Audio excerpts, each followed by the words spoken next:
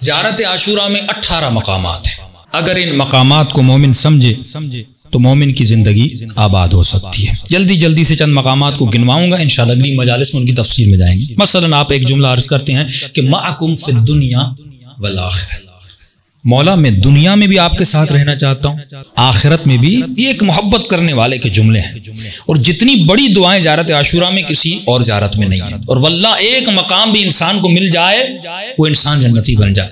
اے اہل بیت رسول معکم فی الدنیا والآخرہ، ہم آپ کے ساتھ دنیا میں بھی رہنا چاہتے ہیں، آخرت میں بھی رہنا. اسے کہتے ہیں مقام معیت، یعنی اہل بیت کے ساتھ ہونے کا مقام.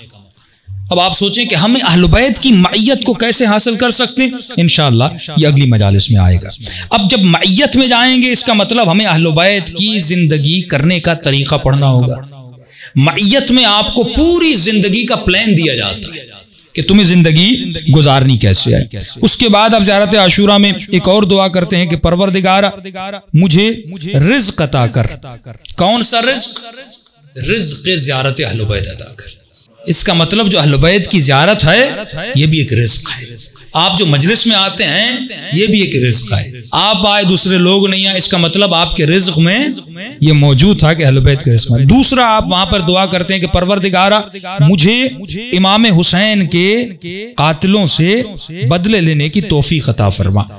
اب بدلہ لینا یہ بہت بڑا مقام ہے، جسے ہم کہتے ہیں کہ انی سلم لمن سالمکم حرب لمن حاربکم، مقام حرب، یعنی مولا میں آپ کے دشمنوں سے لڑنا چاہتا ہوں. اب یہ شیعت کا مصمم عقیدہ ہے، ہم اس ہر شخص سے لڑتے ہیں جس نے محمد اور آل محمد سے دشمنی کی. اب وہ کوئی بھی ہو، کس نسل کا ہے، کس رنگ کا ہے، وہ قریبی ہے، وہ ساتھی ہے، وہ رشتہ دار ہے. بھائی ابو جہل کون تھا؟ ابو لہب کون تھا؟ یہاں تو معیار نسل ہے ہی نہیں، رشتہ داری چچا رسول کا ہے، لیکن اللہ لعنت بھیج رہا ہے. چچا ہے بھائی، رسول کا چچا احترام کرو. اللہ کہتے ہیں چچا کیا ہوتا ہے، بھائی کیا ہوتا ہے، بیٹا کیا ہوتا ہے. سوال یہ ہے کہ یہ میری آئیڈیالوجی پہ، میرے نظریے پہ، میرے دین پہ چلتا ہے کہ نہیں چلتا. اور یہ نہیں کہ صرف ابتدا میں چلا ہو، پہلے بھی چلے، مرتے دم تک چلے، دین پر ہمیشہ عمل کرے. یہ کیا ہے کہ رسول کی پہلے مدد کی تھی، آخر میں کی کہ نہیں؟ پہلے رسول کی مدد کی لشکر میں، اور آخر میں فتویٰ لکھ رہے ہیں کہ حسین واجب القتل ہے. میں اس کو سلام بھیجوں، میں اس کا احترام کروں، پر میں دین آخر تک اس کا بچا ہونا چاہیے. اور انسان یہ کتنا بڑا مقام بدلہ انتقام. فرماتے ہیں یہاں پر جو دعا کرتے ہو اس کا مطلب تم دعا کر رہے ہو کہ امام زمانہ کے ساتھ لشکر میں شریک ہو جاؤ. بہت بڑی دعا ہے. فرماتے ہیں کوئی بھی ایسا نبی ولی نہیں گزرا جس نے اللہ سے دعا نہ کی ہو کہ خدا اسے لشکر مہدی میں شامل کرے. آپ بہترین زمانے میں رہ رہے ہیں، کہ اگر امام زمانہ کا اب ظہور ہوا تو آپ اس کے لشکر میں جائیں گے. مولا علی کو امام کے صحابی نے روتے ہوئے دیکھا. فرمایا مولا کیوں رو رہے ہیں؟ امام فرماتے شوقا لرؤیتہ، اپنے مہدی بیٹے کو دیکھنے کے شوق سے رو رہا ہوں. اس کا چہرہ کب دیکھوں گا، وہ کب آئے گا. چھٹے امام کے لیے ملتا ہے چھٹے امام. عجیب جملہ. فرماتے امام کے 2 لباس ہوتے تھے، لباس حزن، جب مولا کو غم آتا تھا تو ایک لباس پہنتے تھے، خوشی آتی تھی تو ایک لباس پہنتے تھے. صحابی جب ملنے جاتا ہے تو چھٹے امام نے لباس حزن پہنا ہوا تھا، غم کا لباس. اور امام کے ہاتھ میں اسی طرح ایک ڈائری تھی یا کتاب تھی، امام اس کو پڑھ رہے تھے، رو رہے تھے.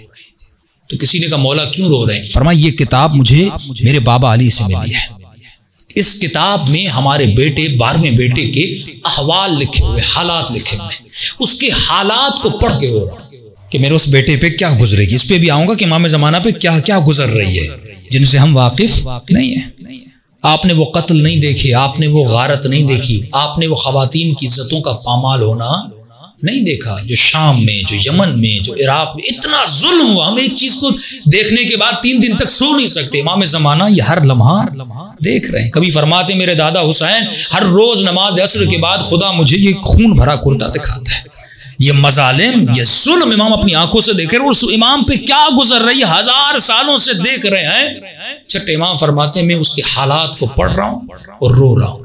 اور جب بھی امام کا نام آتا تھا چھٹے امام اپنے بیٹے کے احترام میں کھڑے ہو جاتے تھے. اتنا مقام امام زمانہ کا. مقام کیوں ہے؟ کیونکہ وہ رسالہ جو رسول خدا لے کر آئے تھے، وہ ایم، وہ مقصد، وہ ریولیشن جو رسول خدا لے کر آئے تھے کہ پوری کائنات میں کلمہ واحد اور لا الہ الا اللہ ہو، اور جس امام کے آنے کے بعد روایات میں ملتا ہے، یہ بعد میں لوگوں کو احساس ہوگا. فرماتے ہیں براءت. جو شیعہ لعنت بھیجتے ہیں، جو دوری کرتے ہیں دشمنان اہل بیت سے، جو شیعوں کے دلوں میں نفرت اور بغض ہے دشمنان اہل بیت کے لیے، اس سے زیادہ بغض پیدا ہوگا مسلمانوں کے دلوں میں. کب؟ لیکن جب امام کا ظہور ہوگا، اور اس ظہور میں ان کو پتا چلے گا اتنی آسائش، ظہور کے بعد یہ ہمیں آسائش ملنی تھی، یہ سکون ملنا تھا، ہمارے بچوں کو یہ دین ملنا تھا کہ ہم جس نعمت الہی سے ابھی محروم ہیں. اور کیوں محروم ہیں؟ کیونکہ لوگوں نے علی کا راستہ روکا. اگر حسین کو حکومت کرنے دیتے، اگر علی کو حکومت کرنے دیتے، اگر حسن کو حکومت کرنے دیتے، اگر اولاد رسول کو حکومت کرنے دیتے، آج تمہارے بچے آسائش میں ہوتے، آج تمہارا بچہ بیمار نہ ہوتا. اور یہی ملتا ہے کہ جب امام زمانہ کا ظہور ہو جائے گا، فرماتے وہ حکومت مہدی جب پوری کائنات میں نظام مصطفیٰ نافذ ہو جائے گا، اس حکومت امام زمان میں کوئی بچہ بیمار نہیں ہوگا، کوئی بچہ کافر پیدا نہیں ہوگا، اس سوسائٹی میں کوئی چور پیدا نہیں ہوگا. اس حکومت